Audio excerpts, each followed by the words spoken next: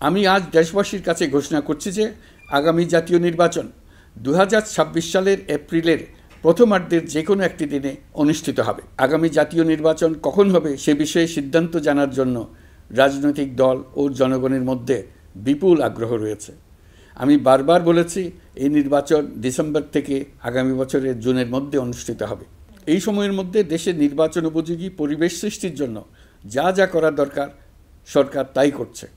এখানে মনে রাখা জরুরি, বাংলাদেশ স্বাধীনতার পর থেকে যতবার গভীর সংকটে নিমজ্জিত হয়েছে তার সবগুলোরই প্রধান কারণ ছিল ত্রুটিপূর্ণ নির্বাচন। ত্রুটিপূর্ণ নির্বাচন প্রক্রিয়ায় বারবার ক্ষমতা কক্ষিগত করার মধ্য দিয়ে একটি রাজনৈতিক দল বর্বর ফ্যাসিস্টে পরিণত হয়েছিল।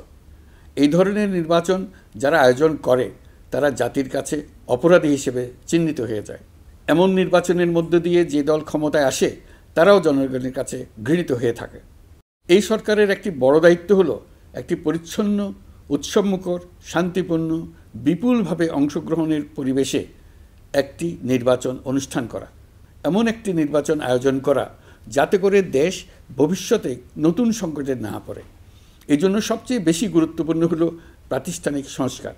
যেই প্রতিষ্ঠানগুলো নির্বাচনের সঙ্গে সরাসরি জড়িত সেগুলোতে যদি সুশাসন নিশ্চিত করা না যায় তাহলে ছাত্র জনতার সকল আত্মত্যাগ বিফলে যাবে।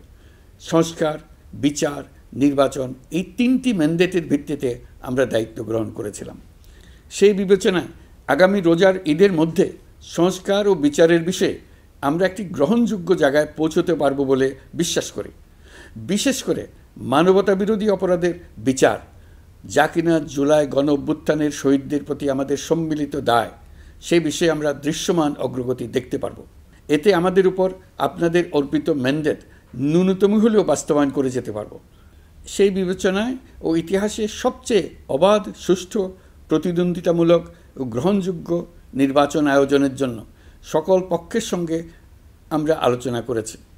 পাশাপাশি বিচার, সংস্কার ও নির্বাচন সংক্রান্ত চলমান সংস্কার কার্যক্রম পর্যালোচনা করে আমি আজ দেশবাসীর কাছে ঘোষণা করছি যে আগামী জাতীয় নির্বাচন 2026 সালের এপ্রিলের প্রথমার্ধের যে কোনো একটি দিনে অনুষ্ঠিত হবে।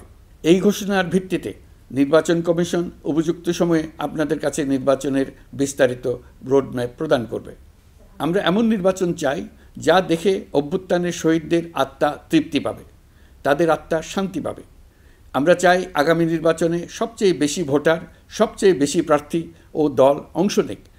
এটা সবচেয়ে অবাধ, সুষ্ঠু ও নিরপেক্ষ নির্বাচন হিসেবে জাতির কাছে স্মরণীয় হয়ে থাকুক।